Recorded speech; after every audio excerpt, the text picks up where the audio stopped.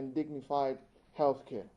So what I would say is, the very first thing, you need a robust, complete, strong, you name whatever, a strong information system which would have complete details of all the citizens of this country.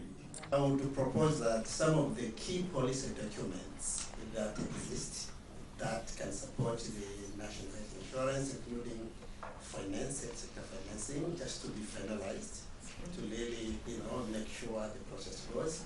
But also, too, as we continue stakeholders engagement, let us also consider perhaps piloting the NHI in some of the few districts. Government should be able to offer a service that like I said earlier, there's a complementarity. What you would hope that government is going to move towards is being able to strategically acquire health services for the citizens at the same quality and possibly at the same level of efficiency as what the medical aids are doing. Well, the other thing is, when you look into national health insurances, it needs to be quite well grounded in policy and in law, such that it is not subject to political winds. Right? You could have, for instance, a president who comes in and says, I'm going to get rid of Obamacare. Give me an example. I don't know what they'll call it. Maybe it will be Boko Care. So someone else might come in and say, I'm getting rid of Boko Care. So that is also a key aspect that we look into the Winter Parliament. I think it's going to have to do quite a good job to ensure that.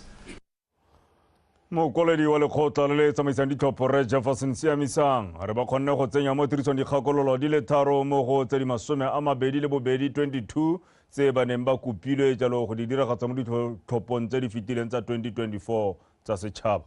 A re fa gone ba sa di diragatsa ka botlalo ntateng ya nako ba dumela fa ba tla di tsenya mo tirisong sentle mo ditlhophong tsa setšhaba tse di tlang ka ngwaga jalo wa 2029. O buile se kwa putegong ya bana le seabe ba ba tsamaisang ditlhopho. Go rata Moranyane wa Bega. Pele ga ditlhopho tsa setšhaba tsa 2024 lekgotla le le tsamaisang ditlhopho la IEC le bana le seabe ka go farologana ba ne ba dumalane ka diphetogo dingwe tse ba neng ba dumela fa di ka tlhabolola tsamaiso ya ditlhopho mo ditlhophong tse di hitileng mme ka ntlha ya nako ba ne ba palelwa ke go diragatsa tsotlhe tse ba neng ba dumalane ka tsone kwa ntleng ga tse tharo. Mo phuthegong e le bana le seabe Monogaborone mokwaledi wa lekgotla le o tlhalositse fa diphetogo tseo di santse di na le nako ya go diragatswa mo ditlhophong tsa 2029. The only recommendation that was implemented is the first one there. I'm going to read it. It was saying legislate for the introduction of technology-driven voter registration. And I'm very happy to remind you that Section 7 of the Electoral Act was actually amended in 2023 to make provision for electronic voter. Nngwe ya diphetogo tse di dumalanweng mme ebile di diragaditswe ke tsa tiriso ya maranyane go ikwadisetsa ditlhopho le fa gone re sa kgona go diragatsa tseo ka botlalo ntateng ya nako re dumela gore re tla tsenya mo tirisong sentle mo ditlhophong tsa setšhaba tse di tlang tsa 2029. That appropriate processes have been activated to ensure that appropriate systems are put in place to implement it fully. And I can also assure you that as we prepare for the 2029 general elections, we'll be using technology as well to register the voters. Le fa go ntse jalo modulasetilo wa lekgotla le le tsamaisang ditlhopho wa kgoletse botlhe ba ba neng ba na le karolo mo ditlhophong tsa 2024 a kaya gore ka ntlha ya bone ditlhopho tseo di tsamaile sentle. To that end, ladies and gentlemen, I must indicate that the 24 general elections were a huge success. Both local and international observers have described them as free, fair, credible, transparent. Bagaetsho ke tla rata go gatella thata gore ditlhopho tsa ngwaga yo fetileng di tsamaile sentle. Balebeledi ba ditlhopho ba monogae le ko mafatsheng a sele ba supile fa di tsamaile sentle ka tsamaiso le melao ya lefatshe. Ka jalo ke tla rata go lebega botlhe ba ba neng ba na le karolo mo ditlhophong tsa 2024. Who served as support staff for a job well done. I think you can. Thank you so much. I also thank the rest of our stakeholders for your support, for choosing peace and the rule of law. Go solofetse gore phuthego e ya bana le seabe ya go sekaseka ditlhopho tsa ngogola tsa 2024 e tla bokhutlhong ka moso mme ebile e tla tla ka megopolo e mešwa ya gore go ka tokafadiwa ga kae. Kgorata Moranyane, BTV News, Gaborone. Barui ba mokgatlo wa Mamuthubela kwa Maunatlala kwa Tswapong ba ithomile kwa pele ka go rokotsa keletso le maikemisetso mo baruing go tlhabolola mahama wa temothuo ba ka boitseanape jwa segompieno segolo jang kgwediso ka seatla. Mokgatlo o segile tema ka ditshupo tsa temothuo tsa ngwaga le ngwaga go anamisa jalo thuto le go tshwaraganya bana le seabe mo mosepeleng wa go atlega mo torong ya one. Karabo Molusi wa Bega. Ditshupegetso tsa kgwediso ka seatla e ne le bokao jwa isago ya thuo le mohamo wa temothuo ka kakaretso e ka fitlhelelwang ka tiriso ya maranyane boitseanape jwa sešwa le tshwaragano ya bana le seabe botlhe. We are sitting at 75.4. Selekanyo sa 75.4% sa dikgomo tsa rona di nnile teng ka boitseanape jwa kgwediso ka seatla. Ngogola ka letsatsi la ditshupo go tsetswe namanyane e go neng go gwedisitswe kgomo ya letsopa la Swedish go dirisitswe maranyane a go tlhopha bong. Gompieno ke moroba wa Brown Swiss o na le ngwaga. E ne re batla di female.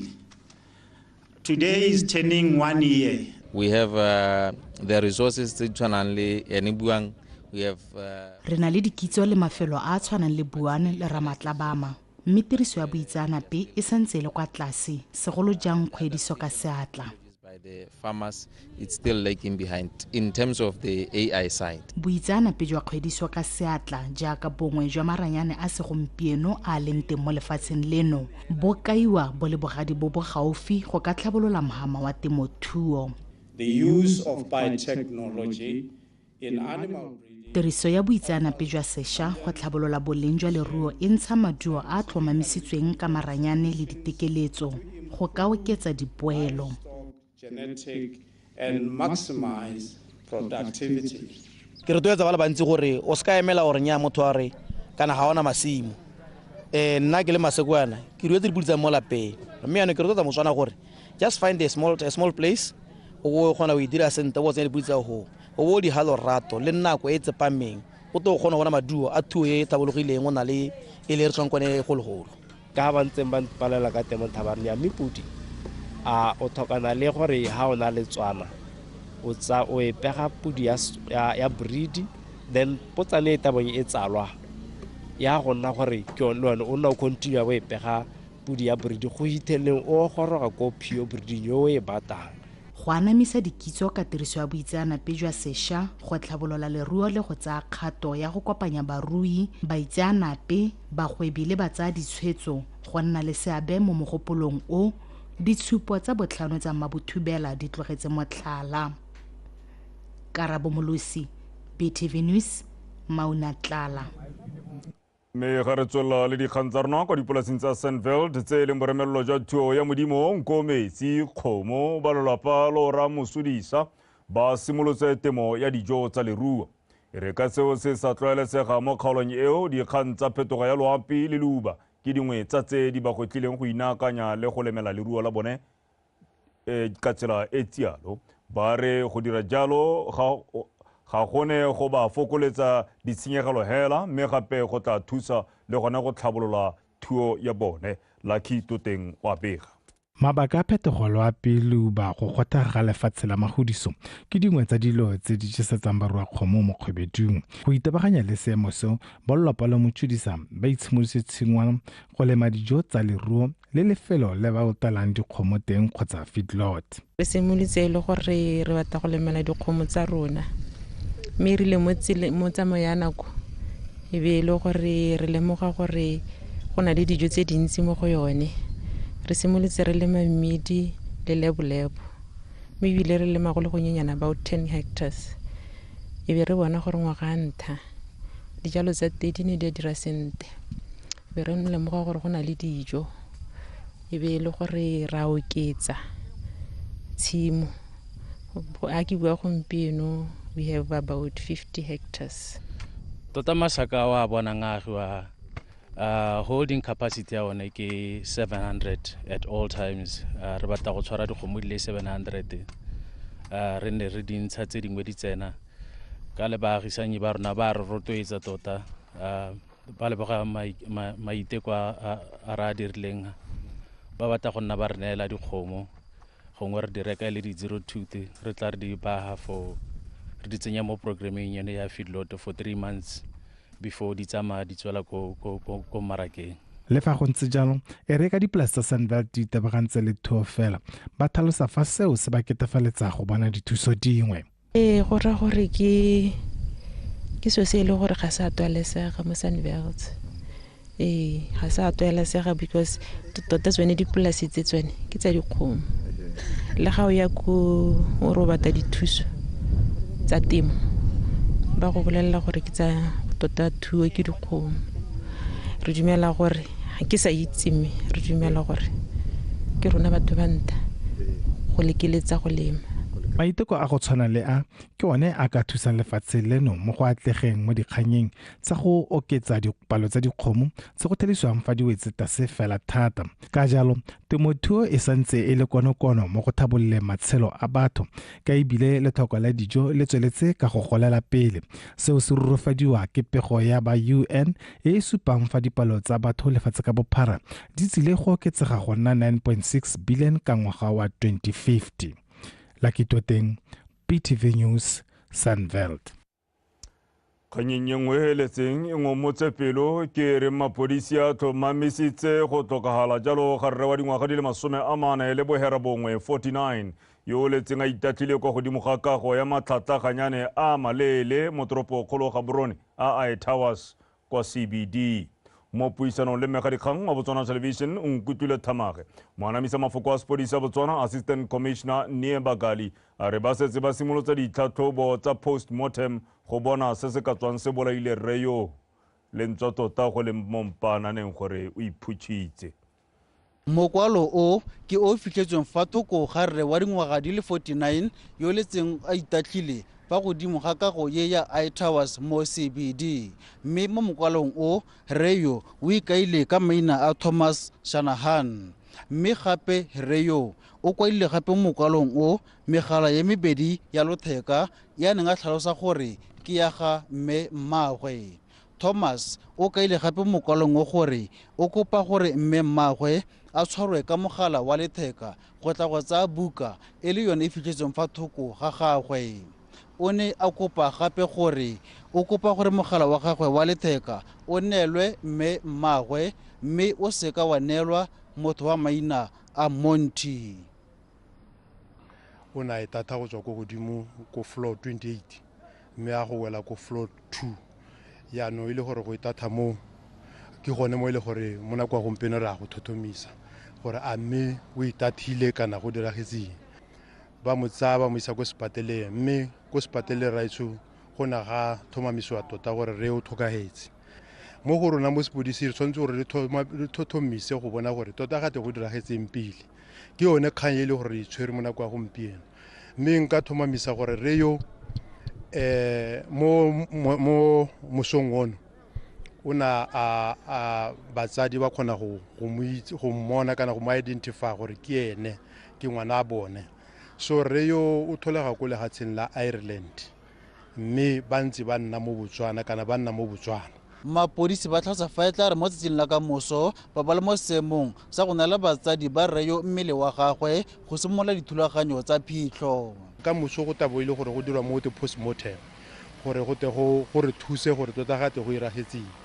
Tiragalo nngwe le nngwe re liba ka ga re libang ka teng ka bo yone. Yaano se ra itse gore ke tiragalo ya bobedi gone ko mme a re ka ke ra di amanya tsotlhe hela kana go te ka gore di na le mabaka a tsone ka botsone. Mme go a re tshwenya gore ha go nna jana kana go latlhegelwa ke botshelo ke motho ke selo se se tshwenyang hela thata. Mme re ka tara bona gore tota gate kgang ke eng ha ile gore batho ba tla nna ba hella go nko ba na le mathata a tshwana le yona. Le gore tota ke a se khala ke kana ra se khala re sepodisi ke gone go anamisa dikgang tse le se sa siamang mo social media Ditlhotlhomiso tsa mapodisi mo kganyeng e di santse di tsweletse.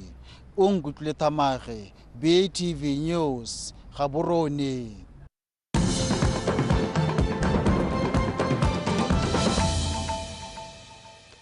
Mothusa kgosi wa Bakgatla Kgosi Banaseka Ilentswe o kopile puso go diragatsa ditsholofetso tsa yone tsa go hetlela banana ditiro ka jaana seo e le konokono mo go lwantsheng mathata a pereng banana ntateng jalo ya letlhoko la mebereko. Kgosi Banaseka Ilentswe o buile se kwa putegong ya kgotla e neng e buisiwa ke tona wa banana le bong mme Lesego Tshombo kwa Motshodi ka mosupologo. Tankise Ntsho o na le ko.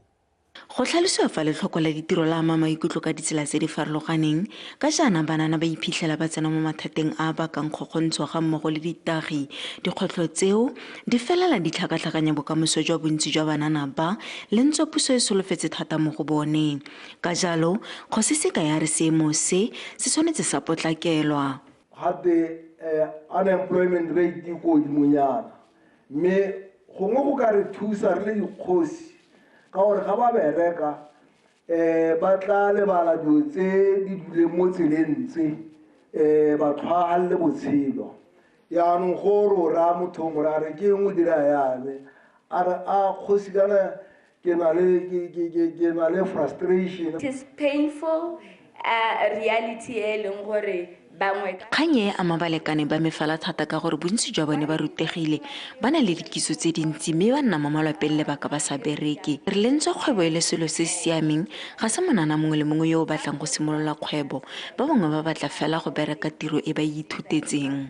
Earn an income, support their families and build a better life. Kgang ya letlhoko la ditiro la banana e tona ebile mo go gore re ya arabe re simolotse se re se bitsang re re youth employment strategy re bereka le ofisi ya ga Tautona re batla go netefatsa gone gore ga re tsogela e be re banana ba go nna le ditiro mme re na le se e leng gore se setse morago re itemogetse gore ditiro tse di ka tswa kae jang le fa go ntse jalo go gateletswe botlhokwa jwa gore borre ba rutiwa go laola maikutlo a bone ka jaana go le gantsi le bone tshoso e roleng mo dikganyeng tsa kgokgontsho le tiriso botlhaso ya ditagi. Responding to issues tsa gender-based violence in our district, especially in my village, ke kganya go addressa borre ka dikgang tsa gender stereotypes and masculinity. Emotional intelligence and anger management. Ke tsone di kgang tsene go nna ka le itemogela thata gore borre jaaka no bua honorable minister tla tse tshakalo e ntsi potso e be nna gona gore gender stereotypes ruta bana ba mosimane jang ya ditharabololo tse re na le tsone tse di ka rarabolelang seemo sa kgokgontsho seemo sa botshelo fela se re sa amogele ba botlhe tharabololo ya sone e mogela tona ke gare ka nna le malwapa a tileng a boammaaruri. Banana ba kopile puso go inakanya le maranyane mo mananeng a tshedilo maikutlo le go rutuntsha kgatlhanong le kgokgontsho ya bong ka jaana bontsi bogolo jang banana bo dirisa mafaratlhatlha a maranyane. Tankise Ntsho, BTV News, Motshodi. Re tswela le dikgang tsa rona mo Botswana Television. Lephata la lefatshe le temothuo le ntshitse matshwenyego tema le dikhamphane dingwe tse di santseng di le maoto a tshupa go tlhabolola ditsha tse ba di abetsweng kwa lefelong la Botswana Innovation Hub mono toropo kgolo Gaborone. Mothusa tona Dr. Edwin Dikoloti o gakolotsa dikhamphane tseo ka tumalano e tlamang gore ba bo ba tlhabolotse ditsha tseo mo ngwageng tse pedi e seng jalo di kgona go tsewa ke letleletswe somolokae ka pego. Puso ya lefatshe leno e ne ya abela khamphane ya Botswana Innovation Hub lefatshe ka ngwaga 2012 le le nang gape le na le ditsha tsa dikhamphane tse supa tsa kgwebo tsa ditaemane. O ya ka tumalano tsa melao ya lefatshe dikhamphane tseo di ne di file ngwaga tse pedi go dira ditlhabololo mo ditsheng tseo selo se ba paletsweng ke go se hitlhelela mme puso ya ba itsise fa ba tla gapa ditsha tseo. The reason why we came through yesterday is because that which you have had, you have not added any value on it. Yeah. And it's a cause of concern for us. re dumalane gore lefatshe le re le lefileng la tlhabololwa go oketsa boleng jwa lone mme jaanong go a tshwenya gore re ha mme ga gona diphetogo dipe re lemoga tsotlhe tse le di dirang mme re tshwanetse re gakologele tumalano re batla gore go simololwe go akanyetswa kwa pele le batle le tsela ye ka yone lefatshe la lona le ka kopanyang dilo tse di farologaneng. As advised by my team, that even when you start working on your designs, you can start exploring even mixed use. We are halfway through with the program of creating certification for people who are done the diamond. Mo nakong ya gompieno re buisanya le dikhamphane tse di farologaneng go tlhabolola re na le maikaelelo a go itebaganya le dikgwebo tsa mogama wa ditaemane ka bophara jwa tsone di akaretsa le mogama wa go dira mekgabisa. The jewelry business, meaning we want to convert the finished diamonds into jewelry and then export it to different parts. Mme jaanong puso e ne ya isa pele maikaelelo a yona gore bengkgae ba nne le dipoelo tse di bonalang mme ebile go thamia mebereko e e lekaneng.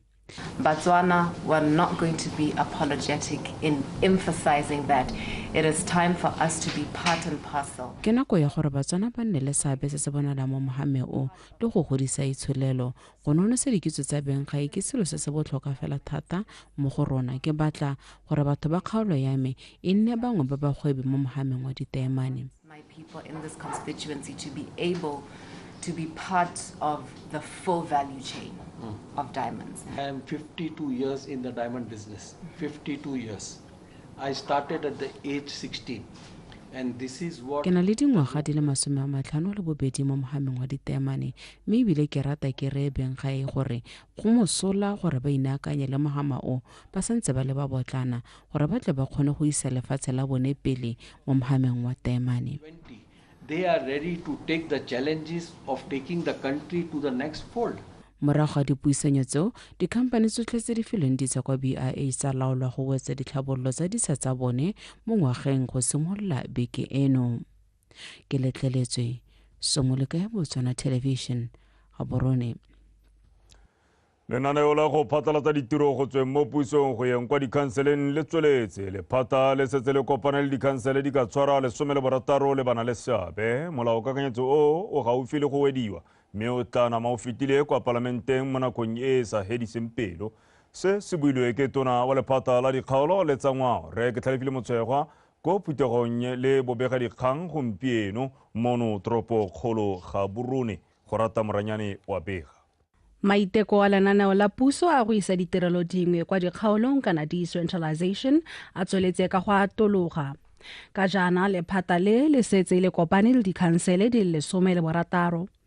Tona Motshekga o rurufaditse fa go setse go feditswe go kwalwa ga thulaganyo eo mme mo nakong e seng kgakala ba tla isa lekwalo leo kwa palamenteng.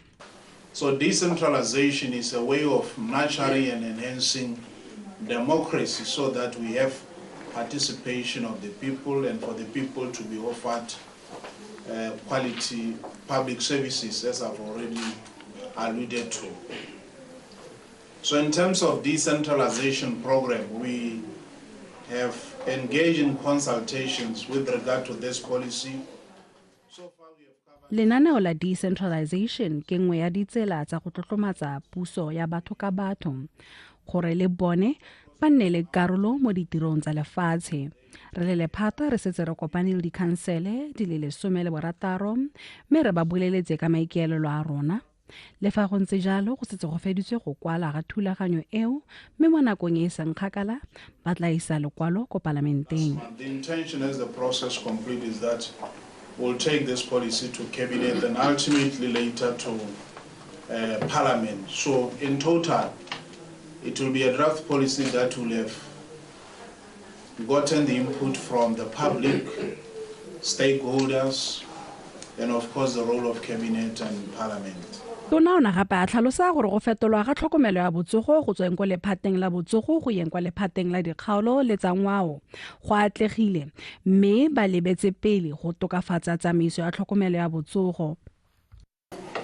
As you may be aware, immediately after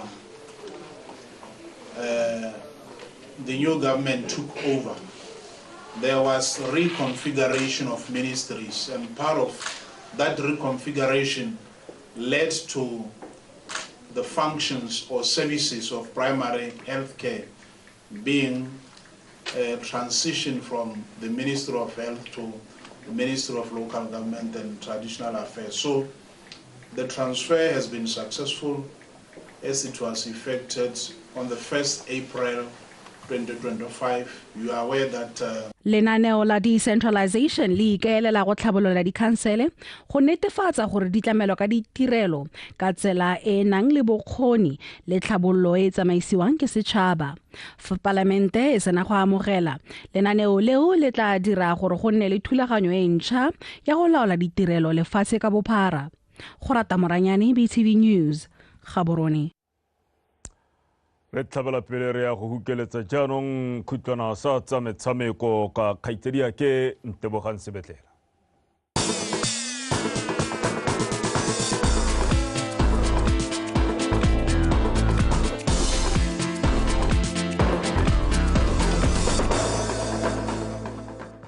tla go leboga wena Benson Phuthego motsona e tshong ka mogala ka dikgang tsa metshameko ke bidiwang Tebogang Sebetlela mothusa moeteledipele wa lekgotla la Botswana Athletics Association a itebagantse le tsa setegeniki wa bona thetso a re morago ga gore batabogi ba setlhopha sa setšhaba sa lebelo la neelano la 4x400 meter relay ba le bararo e leng Letsile Tebogo ba ya Pondori le Colin Kibina Tshipi ba seka ba akaretswa mo kgaisanong e tlang ya World Athletics Relays kwa China ka mafelo a beke ba dira ka gotlhe go netefatsa fa seo se ka seke sa maipankanyo ya setlhopha thetso go ka ile se fa tekodiso ya seemo sa setlhopha seo gompieno a re utlwe Kagiso Molelekwa. Thetso a re go ta go tsena mo nakong eno lekgotla la Botswana Athletics la akareditse bo maitsanape ba tla itshidilo maikuto ga mmogo le bogo ja lekgotla go bua le setlhopha go se baye mo maemong a siameng go ka phadisana. The team is very stable and in a very happy mood. Setlhopha se mo maemong a siameng le batabegi ba siame ra akareditse ba tsa tshidilo maikuto mme le bogo ja lekgotla la BAA ba na le setlhopha go bonela tsotlhe tse ba di tlhokang mme ke netefaletsa Batswana gore setlhopha sa rona se tla tswa ka maduo. In a very jubilant mood, so the nation must not worry. The boys who are there will deliver. O tsweletse ka ya gore e re lentse ba ne ba ditse gore borre jo bonne ka gore la setlhopha maiteko a bone a ile a retela. We tried everything in our best ability. We tried on Friday to talk to the athletes. Re lekile makgetho a le mmala go buisana le batabogi ga mmogo le bakatisi ba bone gore ba nne ka gore la setlhopha le mongwe wa bagolwane o na ithaopa go ba duela madi a ba batang mme maiteko a rona a padile mme seo se re bontsha fa batabogi bao bana ba ntse ba sa batle go ya go tsaya karolo mme ra fela ra bona go le botoka gore re tswelele ka ba ba leng teng. Wanted to be part of the list because even at one point we were asking them that they go to the Guangzhou where the World Relays are held, but they still could not be amenable to that, and we ended up now being forced to just let it go. And when they were here on yesterday, that is on Monday, we asked them that we meet, but still they refused that to be part of the team. Hence, we decided on Monday to release that statement. Mothusa moeteledipele yo BAA o supile gape gore mo nakong e tang batabogi bao ba tabula dikgoro go ka boela mo setlhopheng sa setšhaba. We are willing. There's no fight after all. But obviously action has to be taken. I may not know what kind of action will be taken now because I don't take the decision.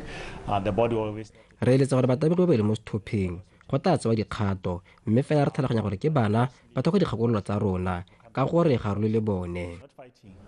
They are kids, we need to guide them, we need to provide guidance for them. It must not be like once we differ, now it becomes a war that one cannot even drop the gun. Setlhopha sa lefatshe leno se tla tsaya karolo mo dikgaisanong tsa World Athletics Relays tse di tla tshwarang go simolola ka mafelo a beke kwa lefatsheng la China mme moeteledipele wa BAA o a bona thetso o konoteletse ka go kopa barati le balatedi ba mabelo mono gae gore ba se fiduge dipelo ka setlhopha sa bone. Mathothe go rala lefatshe ka bophara a tabo le mo setlhopheng seo go bona ka fa se tla dirang ka teng go siretsa seretsa sa Gauta se ba se fentse mo ngwageng o fetileng kwa Bahamas. Kagiso Molelekwa, BTV Sport, Gaborone. ele tsela ya go itlhokoletsa kgaisano ya boleswa e tlasegediwang mo dikgweding tse 4 kwa Lesotho. Setlhopha sa setšhaba se segolwane sa rugby sa borre sa The Vultures se tla thulana le sa Zimbabwe Sables mo motshamekong wa botsalano kwa Zimbabwe ka Matlatso. A re utlwe Victoria Duckin. Setlhopha sa The Vultures se ntse se le mo kampeng sebaka sa dibeke tse 3 e mo go yone gape se kgonne go nna le motshameko wa botsalano le sa Rustenburg Afrika Borwa sa Sibanye Stillwater SAPGM kgwedi e fetileng jaaka se tsweletse ka go ipakanyetsa go ya go phadisana go kgaisanong ya boleswa ka Mashetla. This year we have a couple of youngsters. Mono wa gara akareditse batshameki ba le mmalwa ba dingwaga tse di kwa tlase mo setlhopheng sa The Vultures e le go batlaetsa phadisano gore ba nne le bokamoso jo bontle jwa motshameko wa rugby. Re itumelela go iteisana borathana mo dikgaisanong di le mmalwa pele ga dikgaisano tsa kgaolo ya Aforika di simolola. Setlhopha seo se agilwe ka batshameki ba akaretsa Martin Simon, captain wa setlhopha Brendan Wenzel, Kitso Mutija, Godnose Mavara, Obakeng Kokwe, mme ba katisiwa ke Andrew Paxinos. Kgaisano ya boleswa e tla tshegediwa kgwedi ya Lwetse e le 27 ko Lesotho, go gape go tla bong go le ditlhopha tsa Lesotho le Eswatini. Victoria Duckin, PTV Sport, Gaborone. Jaanong fa re di garela lekgotla la Botswana Fencing Federation le tla tshegetsa kgaisano ya National Championships ka Matlatso kwa sekolong sa Maphuthe JSS kwa Letlhakeng. Maikaelelo a kgaisano eo ke go tlhopha batshameki ba setlhopha sa setšhaba se se tla yang go emela lefatshe leno kwa kgaisanong ya Sina Africa Championships e tla tshwarelwang kwa Nigeria go simolola kgwedi ya Seetebosigo e le 26 go tsena e le 30. Tsofatso Malepa ka dintlha. Morago ga gore lekgotla la Botswana Fencing Federation le patlelesege go tlosolosa kgaisano ya bona ya ntlha ya ngwaga gabedi, lekgotla leo jaanong le tla tshegetsa kgaisano ya National Championships kwa Maphuthe JSS kwa Letlhakeng. Se se tlhomamisitswe ke moanamisa mafoko wa lekgotla leo Thabile Pilani fa a buisana le lekalana la dikgang la BTV Sport. This coming weekend, May, we will be having our annual National Championships, which will be held JSS. So the purpose of this tournament is to select they will be representing us at the Senior African Championships Nigeria, Lagos, end of June. From the 25th of June until the 30th. Ka mafelo a beke bomme ba le bararo ba tla tlhophiwa go tlaleletsa Aubako Modise yo ena tsene mo setlhopheng ka go gapa memo a ntlha ka kakaretso mo pakeng e fetileng fa ka go borre go tla tlhophiwa ba le babedi fela go tlaleletsa bobedi jwa ga Koketso Masina le Katlego Ponyane. The tournament the calendar we make sure that number 1 and number 2 know that their supports are already secured. The senior women we do have an imbalance because now we have to in a battle of the selection, which now this tournament already 3 have been selected. Aubako Modise for the senior women, and we have Rekoketso Masena for senior men, and Katlego Ponyane who have already been selected for senior men, and then the rest they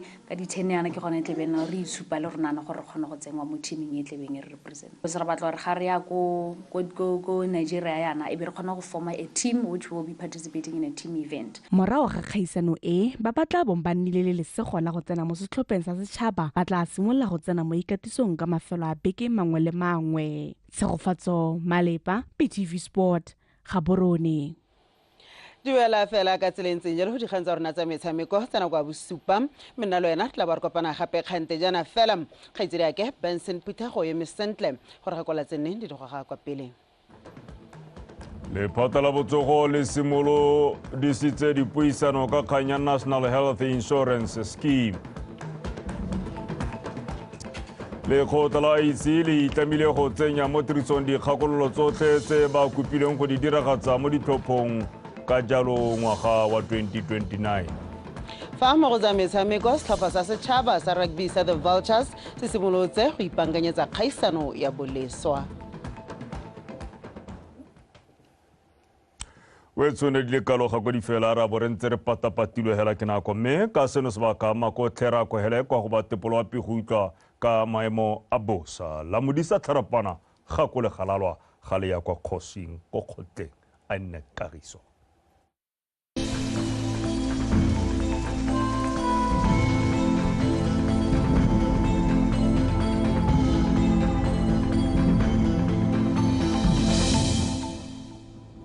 madume wetso nka mogela ka seemo sa loapi nna ke khumo sesel monaka maitsebeng ano go apogile mo mafelong otlhe a lefatshe leno ka tsatsi la bone re soletse gore go tswelele go apogile mafelong otlhe a lefatshe leno mme tla re mo mosong re soletse gore go ikwatse go letseditsana ko nghabetšhobe le mafelo mangwe ko bokone jwa kgaolo a legare mafelo a mangwe a lefatshe leno re soletse gore go ikwatse go letsedidi mo mosong ka selekanyo sa botshedi jo magareng ga boraro ko Francistown go ya ko go bosupa mafelong ka bontsi mo lefatsheng leno mo tsamong ya letsatsi re soletse gore go ikwatse go letseditsana mo dikgaolong tsa kgalagadi borwa botlhaba kgatlheng kweneng le gare ga mmogo le bokone botlhaba re soletse go etsa selekanyo se se magareng ga 24 go ya ko go 25 ka mafelo a mangwe a lefatshe leno gona re soletse gore go ikwatse go le bothito mo sego ka selekanyo sa bothito jo magareng ga 26 go ya ko 28 mme re le ba ditoropo dingwe mo Afrika re soletse kgonagalo ya pula ko Nairobi le Dar es Salaam go tla thiba ka bontlhabongwe kwa Antananarivo go tla bonala dibata tsa maru ko Gqeberha le Luanda fa go tla bo go apogile ko Windhoek le Cape Town re soletse go tswelele go apogile ko Cairo le Khartoum ka kgonagalo ya pula ko Addis Ababa ga mmogo le ko Monrovia mme go tla bonala dibata tsa maru ko Rabat ke sone seemo sa loapi a ene boroko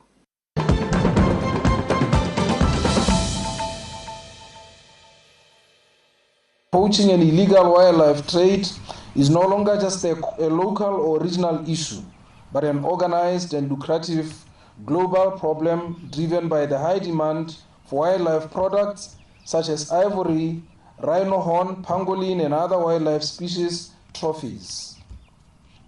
Illegal wildlife trade has joined the ranks of organized and sophisticated criminal networks such as drug and human trafficking. However, Botswana remains a beacon of success regarding wildlife